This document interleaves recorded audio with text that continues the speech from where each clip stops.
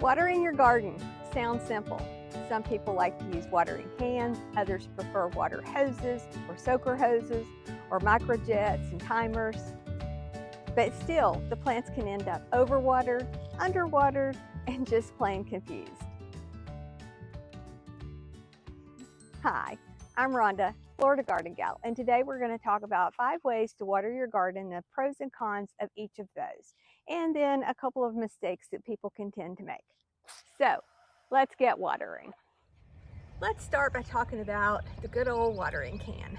Very traditional, and there's just something grounding about watering your plants with a watering can. It's great for watering seedlings in, because you won't wash them out. It's also good because you can control where the water's going. Very good for pots and containers. But one of the cons of watering with a watering can is you can tend to underwater with it. And if you have a big garden and are short on time, a watering can might not be your best option. So how about a water hose? Water hoses are fast and convenient. You can cover a large area with a water hose, and it's easy to adjust the flow. I really love these flexible hoses. I'll have one linked below that you could pick up on Amazon. And I love these nozzles that have different ways that you can turn, because sometimes we maybe just need a little mist on our plants, and this nozzle has that option. So yeah, water hoses can be a great option, but there can be cons to water hoses too. It can be easy to overwater, and often you get the leaves wet and not the soil, and it's really easy to underwater with a water hose. So let's talk about another option. A lot of gardeners like soaker hoses. They can target water deeply down into the roots, and can be easy to set up. On the flip side though, in my experience, soaker hoses can tend to clog up, and then once you place them and your plants start growing, then they're kind of in there and hard to find, and if they get clogged, hard to clear out. But that's been my experience. Maybe you've had a great experience with soaker hoses. If you have, be sure to share your experience in the comments below. So now let's talk about something a little more modern, and that would be microjets or drip irrigation. These can be very convenient once they're set up. They're very efficient, you get consistent watering, and they're great for large beds. On the flip side, they are kind of expensive, and they can be a little confusing to set up, and they do need some occasional maintenance. So you may be thinking by now, well, what about timers? Maybe I could just put my watering on a timer, whether I'm using a hose, a sprinkler, microjets, soaker hose.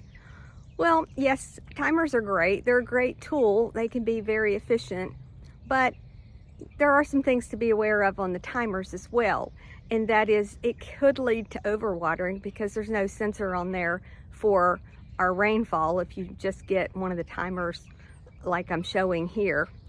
And if your timer runs out of batteries and you've not checked it, you may think you're watering and you're not watering, so that could lead to underwatering. So yeah, timers can be great, but just be sure to keep an eye on it if you're going to use a timer. So let's talk timing. The best time of day to water in Florida is in the early morning. This gives the plants time to absorb the water before the sun sets up and evaporation sets in. You can water in the evening, but it's probably not the best time of day to water, because if the water remains on the leaves, it could lead to fungus. So I'd really try to stick with morning watering if possible. Some big mistakes with watering is overwatering. Actually, overwatering kills as many plants as underwatering.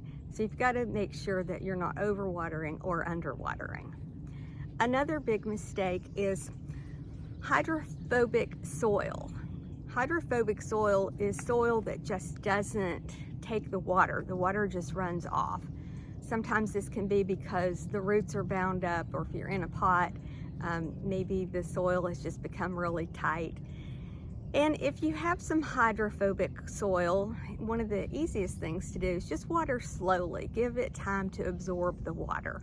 And then we have midday wilting, which people get really freaked out. They look at their plants, they're wilting, and they go, oh, I gotta get out there and water.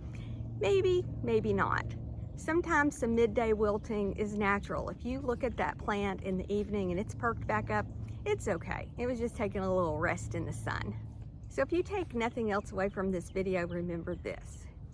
It's not how often you water, it's how well you water. You want to water deeply, not shallow. Water less often and more deeply, and your plants will thank you for that. I'd love to know how you're watering now. Are you using a watering can? Are you using a hose, a soaker hose, microjet irrigation? Are you using timers? I'd love to know what you're doing to water your garden and what tips you might have to share with other gardeners. So please comment below. And if you've got anything from this video, please like or subscribe. It really helps the channel. Until next time, I'll see you in the garden. Chicky, are you trying to eat my broccoli? What are you doing?